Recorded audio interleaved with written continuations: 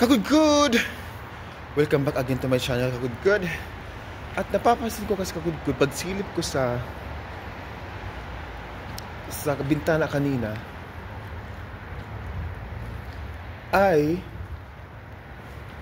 medyo maulan-ulan. Kaya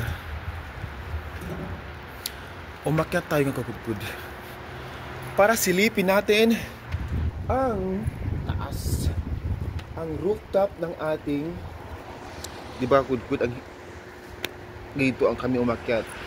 Ganito tayo, Kagudgud. So ayan ang ating akyatan. Kaya ng sapatos to wala na, basa na lahat.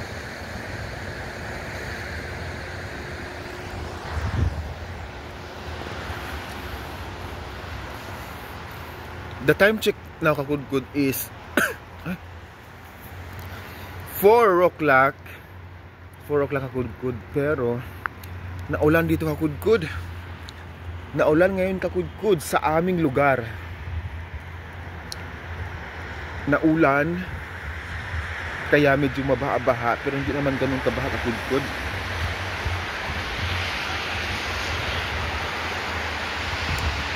Ayan ang mga tubig-tubig para makita nung umuulan. Ito, Kagudgud. Ibon. May ibon na lumilipad, Kagudgud. Grabe, oh. Tuwang-tuwa ang mga ibon. Nagsisiliparan sila. Nagsisiliparan ng mga ibon sa taas. Ano yung ibon ba ito? Ibon ba ito? Tuwang-tuwa sila, oh. Grabe. Grabe po, the first time nakita ko sila. At ito, Kagudgud, ang ano. Ayan. May tubig dito, Kagudgud, kasi naulan. Ito. Pero hindi naman kalakas sa Kagudgud. Pero sa taong ito, Kagudgud, ay ito ang unang ulan, Kagudgud. For the year 2025 ay ito ang unang ulan ng year 2025. At pansin nyo naman, Kagudgud, ang init. Ang init. Pansin nyo naman, Kagudgud, ang langit. Sabi kong init. Pansin nyo ang langit, Kagudgud, talaga na makulimlim at napakasarap sa mata. Napakasarap sa mata tingnan. Kasi sa mata ko na malabo, kaya masarap sa mata.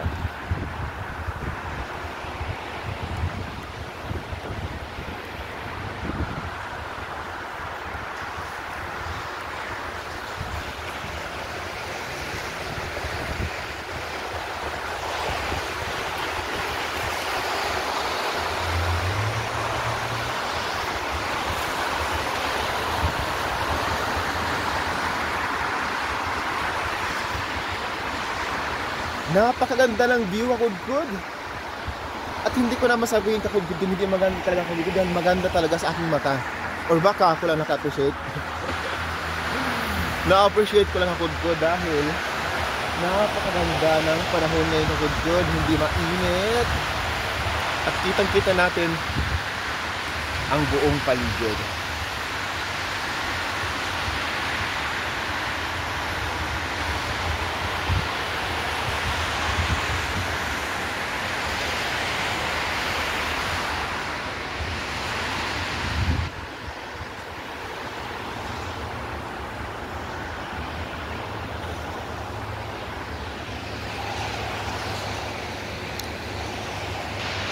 So for the first time, Kagudgud, no, ito real to, Kagudgud, no, for the first time, ito ang unang ulan ngayong taon, month of January, year 2025. So sa unang pagkakataon ay naipamalas ng langit at ng Allah, subhanallah, ang ulan. Wow, thank you, alhamdulillah. Thank you for the blessing, for the future, God. Allah, naway matupad ko po. Matupad ko ngayong taon ang wish na hiniling ko sa inyo. Sana Allah pagkaloob po sa akin ang hinihiling kong wish ng taon. Alam kong kayo po nakakaalam Kung anong wish ko po ngayong taon, pagkaloob niyo po sa akin ngayong taon, kasabay ng pagpapamalas niyo po sa akin ng ulan na mga. Amen! Napakaganda ng paligid at ng nasa taon na ito ay tsak. Wow, talagang lumakas pa ang ulan. Amen, amen, amen. Alhamdulillah, alhamdulillah, alhamdulillah.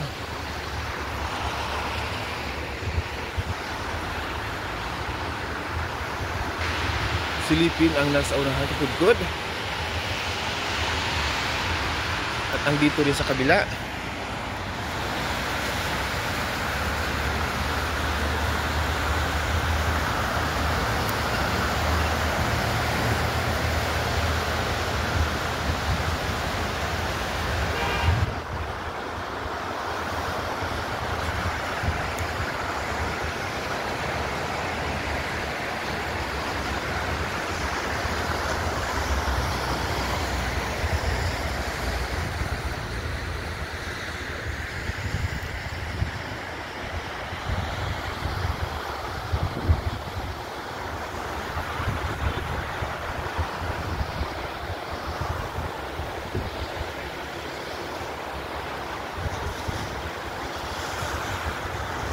Oh Allah, ramdam ko po kayo. Salamat.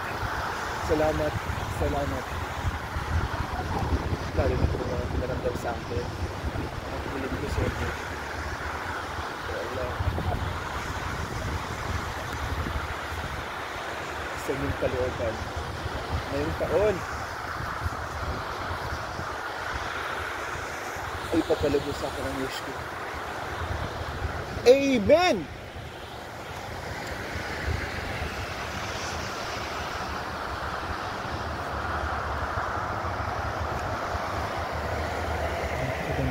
Good.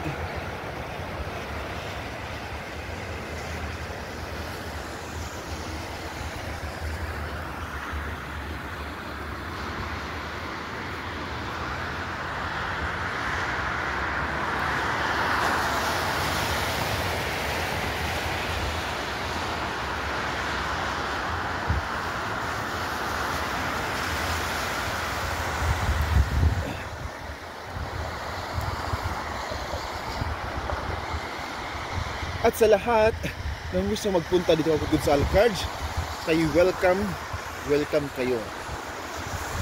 Talagang hindi mo kailangan maging pangit. Kailangan mo lang maging ikaw kakudkod. Hindi mo kailangan ipagmalaki o ipakita sa ibang tao kakudkod. Para malaman nilang ikaw ay isang matapang na tao. Hindi mo kailangan maging mga sungit. Hindi mo rin kailangan ipakitang matapang ang iyong ugali o ang iyong mukha para lang malaman nila ang isang taong palaban. Hindi yun ang basihan kakudkod para sabihin nilang ikaw ay isang matapang at hindi basta-bastang tao kakudkod. Sa aking pag-uobserba kakudkod, yan ay nagpapakita lamang ng hindi magandang katayuan sa iyong pagkatao kakudkod. Yun lang nagpapakita lamang na mababa ang inyong pasensya. Hindi ganun kalalim ang inyong pangunawa sa inyong kapwa. Kaya kung kayo'y pinapakitaan ng inyong kapwa ng hindi magandang ugali o masamang intensyon o sinusungitan, huwag kayo basta-basta agad magalit kakudkod. Bagkos unawain niyo muna na tayo ay hindi taga rito kakudkod. Tayo ay nakipagsapalaran lamang. Tayo ay hindi taga rito na dapat ay alamin muna natin ang mga kanilang mga ugali, kultura at pakikitungo. Hindi naman kailangan na lumaban tayo lagi kakudkod. Hindi naman kailangan na maging masama tayo kapag naging masama sa atin ng isang tao. Kailangan nyo lang ay tanggapin at unawain. Bagkos, intindihin mo sila dahil bawat tao may kanya-kanyang pinagdadaanan. Kaya kakudkod, isipin mo lagi ang iyong kinatatayuan kung nasaan ka ngayon sa Saudi Arabia. Lumaban ka ng may lalim na dahilan. Gawin mong inspirasyon ang iyong pamilya at ang iyong buhay. Bakit ka ba narito kakudkod sa Saudi Arabia? Dahil gusto mong masuklayan at magkapundar, mapatunayan na isa kang palaban at isa kang tunay na lalaki o babae man. Gusto mo lang naman ipamalas o magkaroon ng magandang buhay ang iyong pamilya kakudkod, tama? Kaya hindi mo kailangan na gumawa o magiging masama sa iyong kapwa. Lagi mong tandaan na nandito kakudkod sa Saudi Arabia para kumita ng pera, para sa mga pangunahing pangailangan ng pamilya. Napakalungkot, parang hindi ka komportable kapag wala kang kaibigan o taong nakakausap kakudkod. Kaya kung ako sa inyo kakudkod, pilit mong unawain ang mga taong mayroong puot o problema sa buhay. Dahil alam mo kakudkod, ang tao, lalo na kapag OFW ka, ang isang tao kapag may problema sa buhay o sa pamilya, minsan nadadala niyo yan sa mga kaibigan, trabaho. Doon nila na ilalabas ang kanilang puot, lungkot. Kaya magugulat ka na lang pagkausap mo sila pag hindi mo sila agad na naibigay o hindi mo agad na unawaan ang kanilang sinasabi. Magugulat ka na lang, bigla na lang silang simigaw sa iyo kakudkod, or bigla na lang silang nagsisimangot o kung ano man ang kanilang nasabi sa inyo. Huwag natin itong tumbasan o huwag natin silang gagalitin o labanan. Bagkus unawain natin kakudkod, dahil mas maganda pa rin at nakakatsak pa rin at nakakaluwag ng puso pa rin kakudkod pag tayo'y nagkapag-bigay at nakakaunawa sa ating kapwa. Diba kakudkod? Yun lang kakudkod. Salamat!